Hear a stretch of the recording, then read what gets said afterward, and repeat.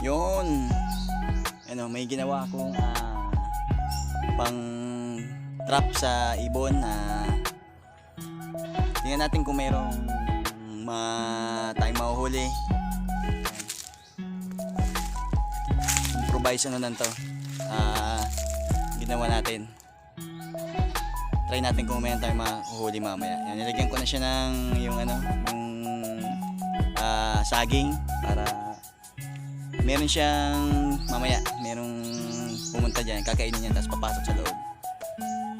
So hintay-hintay lang tayo sa pagpasok ng pinakamaswerteng ibon na papasok ngayong araw natin dyan sa ating kulungan. Hintay-hintay lang tayo. Kaya kung gumawa niyan, silagay ko siya sa kahoy. Ayan siya, o diba, stick diba, no?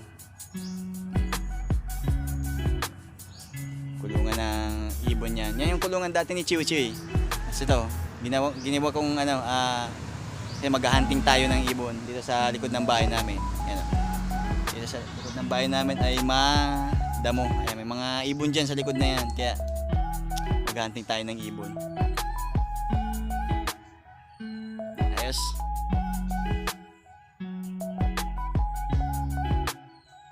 Abang-abang lang tayo. Peace out.